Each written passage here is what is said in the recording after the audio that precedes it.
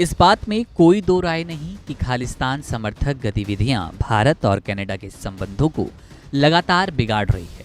इससे दोनों देशों के कूटनीतिक संबंधों की विनम्रता पर बुरा असर पड़ना शुरू हो चुका है।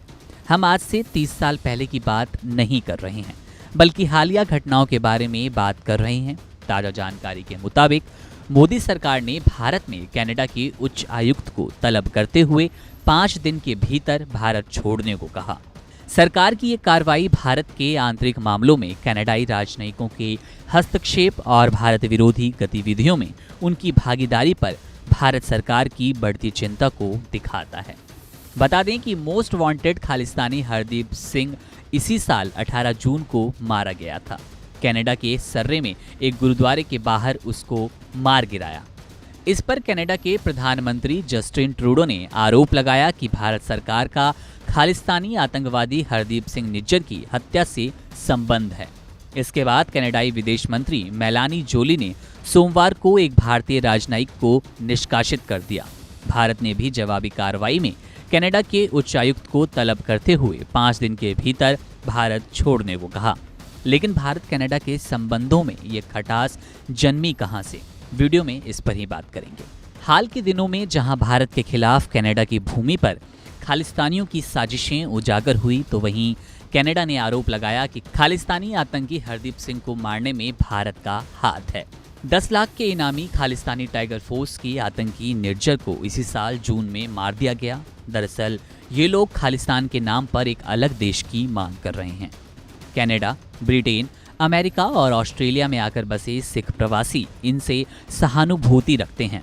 इन लोगों की मांग है कि मौजूदा पंजाब राज्य और आसपास के हरियाणा, हिमाचल प्रदेश और उत्तराखंड को मिलाकर एक स्वतंत्र देश खालिस्तान बनाया जाए। इसमें पाकिस्तान स्थित पंजाब को भी शामिल करने की बात की जाती रही है और इसकी जो प्रस्तावित राजधानी होगी उसका नाम लाहौर है। अब आपको खालिस्तान का मतलब बताते हैं। खालिस्तान का मतलब खालसा की सरजमी से होता है, यानी कि खालसा का प्रदेश, सिखों का प्रदेश। स्पष्ट है कि खालिस्तान का अभिप्राय सिखों के लिए अलग देश की मांग से है। कहा जाता है कि 1940 में सबसे पहले खालिस्तान शब्द का प्रयोग हुआ। हालांकि इससे पहले साल 1929 में मोतीलाल नेहरू के पूर्ण स्वराज की मांग पर शिरोमणि अकाली दल के तारा सिंह ने सिखों के लिए अलग देश बनाने की मांग की थी। 1947 में जब भारत आज़ाद हुआ और देश का विभाजन हुआ, तो मुस्लिमों के बाद सिखों को सबसे ज़्यादा तकलीफ हुई। सिख भारत और पाकिस्तान के पंजाब में बसते थे। विभाजन के कारण सिखों की पारंपरिक भूमि पाकिस्तान चली गई। इनसे उन्हें गहरा असंतोष पहुंचा। 1955 में सिख बहुल राजनीतिक दल अकाली दल ने भाषा के आधार पर राज्य के पुनर्गठन के लिए आंदोलन शुरू किया। अकाली दल राज्य को पंजाबी और गैर पंजाबी भाषी क्षेत्रों में विभाजित करने की मांग करता था। जब ये मांग बढ़ने लगी तो साल 1966 में इंदिरा गांधी ने पंजाब को 3 हिस्सों में बांटते हुए पंजाब, हरियाणा को राज्य और चंडीगढ़ को केंद्र शासित प्रदेश बना दिया। अकाली दल ने तब केंद्र सरकार से रक्षा, विदेश, संचार और मुद्रा को छोड़कर सारे अधिकार पंजाब सरकार को देकर स्वायत्त करने की भी मांग रखी थी, जिसे इंदिरा ने नकार दिया। 1980 के दशक में एक बार फिर से खालिस्तान आंदोलन ने जोर पकड़ा। उस वक्त दमदमी टकसाल का मुखिया जरनैल सिंह भिंडरवाला ने उस आंदोलन को हवा दी थी। इसी बीच 1981 में पंजाब केसरी अखबार संपादक लाला जगत नारायण की हत्या कर दी गई। फिर 1983 में खालिस्तान समर्थकों ने अमृतसर के स्वर्ण मंदिर में पंजाब के डीआईजी एएस अटवाल की हत्या की। इस घटना को देखते हुए पंजाब में बिगड़ती कानून व्यवस्था के मद्देनजर तत्कालीन प्रधानमंत्री इंदिरा गांधी ने राज्य में राष्ट्रपति शासन लगा दिया। इससे नाराज अलगाववादियों का आंदोलन और उग्र हो गया। भिंडरावाले की अगुवाई में खालिस्तान समर्थकों ने भारी हथियारों को जमा कर स्वर्ण मंदिर में शरण ली। इन उग्रवादियों को बाहर निकालने के लिए 1 जून 1984 को केंद्र सरकार ने ऑपरेशन ब्लू स्टार चलवाया। इसमें सेना के 83 जवानों और 492 नागरिकों की जान चली गई। इस ऑपरेशन में भिंडरावाला मारा गया और स्वर्ण मंदिर को उग्रवादियों से मुक्त करा लिया गया।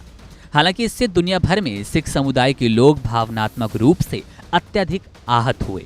ऑपरेशन ब्लू स्टार ने दुनिया भर में इंदिरा गांधी को सिख विरोधी के तौर पर स्थापित कर दिया और यही वजह रही कि उनके ही 2 सिख अंगरक्षकों ने 5 महीने के अंदर ही उन्हें मार दिया। 1984 में हुए ऑपरेशन ब्लू स्टार और उससे पहले ऑपरेशन ब्लैक थंडर के बाद खालिस्तानी आंदोलन को दबा दिया गया, लेकिन जो सिख प्रवासी कनाडा, ब्रिटेन और ऑस्ट्रेलिया में थे, इन्होंने इसको एक बार फिर से एक्टिव रखना शुरू किया।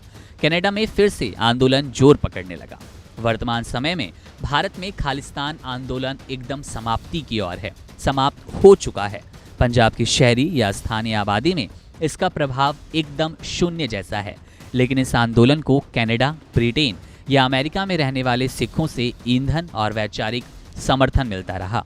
एनआरआई सिख इस आंदोलन के लिए पैसा देते हैं, वैचारिक समर्थन देते हैं। इसके अलावा पाकिस्तान की आईएसआई भी खालिस्तान आंदोलन को एक बार फिर से उग्र करने के लिए धन, बल सबका इस्तेमाल कर रही है। कनाडा के कुछ शहरों में भी ये आंदोलन तेज हो रहा है।